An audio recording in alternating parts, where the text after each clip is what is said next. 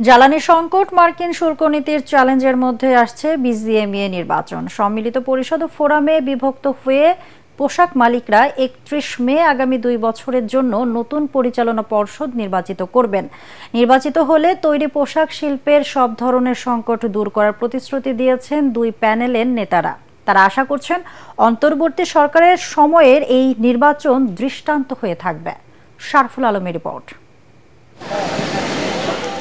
দেশের সিংহভাগ পোশাক রপ্তানিকারকদের সংগঠন বিজিএমইএ একক খাত হিসাবে ৫০ বছরে দেশের অর্থনীতি ও কর্মসংস্থান সৃষ্টিতে তাদের অবদান সবচেয়ে বেশি।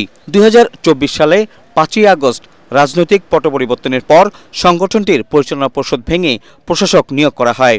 এরই ধারাবাহিকতায় এখন চলছে বিজিএমইএর ২০২৫-২৭ মেয়াদের নির্বাচনী প্রস্তুতি। অভিজ্ঞতা ও তারুণ্য নির্ভর উদ্যোক্তারাই এবারের নির্বাচনে গুরুত্ব পাচ্ছে বলছেন ব্যবসায়ী নেতারা। একটা ফ্রি ফেয়ার ক্রেডিবল ইলেকশন এবার হতে যাচ্ছে। ফোরাম থেকে আসলে অলওয়েজ কিন্তু নেক্সট জেনারেশন থেকে এনকারেজ করে, কিন্তু ফার্স্ট টাইম না, যেই কারণে কিন্তু এবার I feel highest number of young candidates সুযোগ পেয়েছে। পোশাক শিল্পের সবচেয়ে দীর্ঘ সময় প্রতিনিধিত্ব দলের নামই হচ্ছে সম্মিলিত পরিষদ।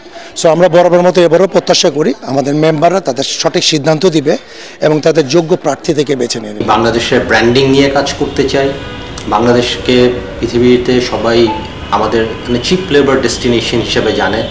I want to promote Bangladesh as a manufacturing hub for sustainable products. উৎপাদন খরচটা বেড়ে যাচ্ছে, উৎপাদন ক্ষমতাটা কমে যাচ্ছে, তাতে করে আমাদের কম্পিটিটিভনেসটা হারাচ্ছে। আমরা আবার ইলেক্ট হলে এই জায়গাতে যে কাজগুলো করছিলাম সেটাই কন্টিনিউ করব। এবারের নির্বাচনে আগের মতোই সম্মিলিত পরিষদ ও ফোরাম নামে দুইটি দলে বিভক্ত হয়ে বিজিএমইএ নির্বাচনে অংশগ্রহণ করছেন উদ্যোক্তারা।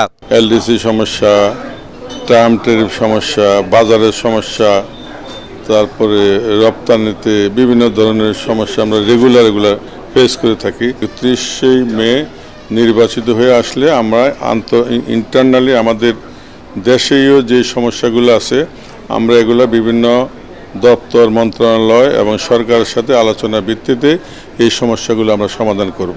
ফোরাম নির্বাচিত হলে একটা জবাবদিহিতামূলক বিজিএমইএ গঠন করবে, যেখানে ব্যক্তিগত স্বার্থ প্রাধান্য পাবে না, এখানে মেম্বারদের স্বার্থই প্রাধান্য পাবে।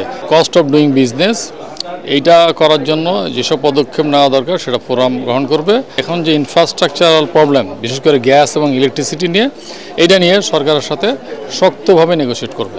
বিজিএমইএ নির্বাচনে বিজয়ী হলে নীতি নির্ধারকদের সাথে সমন্বয় করেই পোশাক শিল্পকে এগিয়ে নিয়ে যেতে চান দুই প্যানেলের নেতারা। শারফুল আলম, এটিএন বাংলা, ঢাকা।